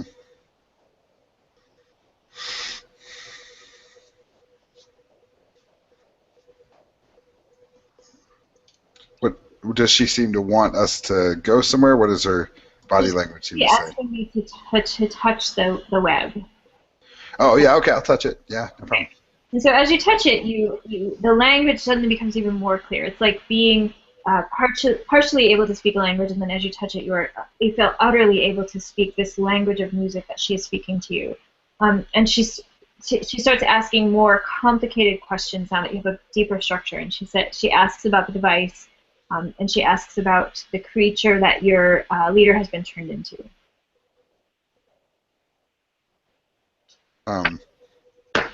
I try to broadcast the image of that, but without much knowledge about it, I'm not sure I can say more. Okay. She's talking to all of you guys. You guys can all hear this conversation, so feel free to interact with her. It's pretty clear that this is like that you are now. If you touch the web, especially, you can really interact in complex structural sentences and language. And so she sort of seems to kind of drawn to herself for a second after you relay that information, and she's stroking the web in a completely different way, and you get the sense that she's not talking to you anymore, but she's talking. And then after a few minutes, she comes back and says, I think that we can make you a device. I don't know if the trouble will be we've never made anything portable. You need to take it with you, yes? Mm-hmm. She says, we would need some time to do this, but we would also ask a favor. What is the favor? We are the speakers, and our job is to speak and know every language. And in order to do this, we would ask that you take one of our young speakers with you, just one, so that the speaker may learn the languages of the places that you go. I turn and look at the others, like, how do people feel about that? I've always wanted a sidekick. Absolutely, I can introduce him to all my friends. We're right here. What do you find people, like, eat? She doesn't seem to realize that you're talking to her because you heard the word people. So she does not respond. Okay. What do speakers eat? We eat language, of course. What else do we eat? Oh, okay, all right. Languages and people, we're cool. Okay. If you eat the language, can we still speak it? Whoa. Yes, it is a renewable resource. And you are safe. Nice. Will you take one of us? I'm not sure that perhaps it is the wrong language to ask this. but you would need to take it inside you and take it with you. Solid, what do you think? I'm down for it. I'll take it. Yeah, I definitely look to Solid to see if this. Like, I feel like I've kind of gotten caught up in this. I look to Solid. I'm excited about the thing. It looks super cool. I'm excited. Let's do this. Cool. Okay, so she sort of asks again to clarify for sure that you are willing to make this bargain. Yes. Okay. So she touches the strands again, and you get the impression that she has sent a message to sort of, and all of a sudden there are many of her or him, and they're all sort of on the web doing things. They're not engaging with you. They don't seem to notice your presence. But all of a sudden, this large black ornate web is covered with these pearlescent 10-legged creatures, and they're kind of walking around and actively creating something, it seems, from these light strands. Like they're pulling out some of the designs, and they're creating something that is really clearly complex and takes the entire society as you see it. And she says, it'll just be a few minutes, and then we'll have your device for you. And so is there anything that you guys want to do while you're waiting? It really will only just be a few minutes, so you couldn't make like a 10-minute recovery roll or anything. No. I'm happy to wait. Okay. Watching with horrid fascination. Okay. So at the end of just a few minutes, a couple of the creatures come to her, and they have this sort of it's almost like a hexagon shape. And surprisingly, it is not black, it is blue. It's sort of this really dark blue. And it's covered in very fine strands, almost like as though it was a musical instrument with many sides, and each side has its own set of strands. And she uses her front two legs, and she offers it out. And she says, this is, if you all touch a side of this device, you will be able to communicate through music the way that we are communicating with you now. Wow. And then she also says, who will take our young speaker with you? I will. And so what she does is she asks you to come forward and put both of your hands on the web. I do. And as you do that, a very small version of her sort of comes and kind of lands on the back of your neck and just attaches into the back of your neck. And you feel it you can kind of feel it the way that you would feel like something just sort of pinching your skin. It doesn't hurt, but you just sort of get the sensation that something has kind of tapped into your brain a little bit, and particularly into the language part of your brain. And so while you take this creature with you, what you have gained is a skill in languages and translation. And so in addition to learning languages, it now allows you to learn languages and have some translation skill as well. So you are now trained in language skill, which would go under your intellect. Cool. And so that is, now you guys have the device, and so of course the rest of the journey would be taking it back to your town. And you each get 4 XP for finding this place and discovering this amazing translation device and communicating with these unknown creatures to get what you needed. And that's it. Yay! Cool, thank you. Brilliant, that was excellent. Thank you very much. I ended it 1 minute up. That's pretty impressive. Worked out well. Thank you so much, Shanna, for coming on. You guys were really great characters. That was a blast. We had to do the monster. Did we fix the leader? Have to wait till next time. What? I hate cliffhangers. If Brendan doesn't steal it and sell it for monies. Oh my god, that's the best point. So Shanna, if anybody for some reason doesn't know about Numenera or how to find out more information, where can they look? You can go to montecookgames.com, and we have Numenera, and then we also have a game called The Strange, which it uses the same rule set, but is set in modern day Earth, and you can go to all these fictional recursions. So everywhere that has been fiction, like Oz or Sherlock Holmes, you can go there and you can play in those worlds as your character jumps across places. So they're very different, but same rule set. Cool. Thank you so much. Now, if you enjoyed watching us play this game and you want to see us play more games, or you want to see the panel that's coming up in 1 hour about how to make unforgettable non-player characters, then make sure that you subscribe to the Indie Plus YouTube channel, which I'm going to point right here so that Jen, our Maven, can put a thing for you to subscribe. Thanks, I don't everybody. have to put a thing. It's there. It's already there. There. Yeah. We don't know how YouTube works at all. We're just completely.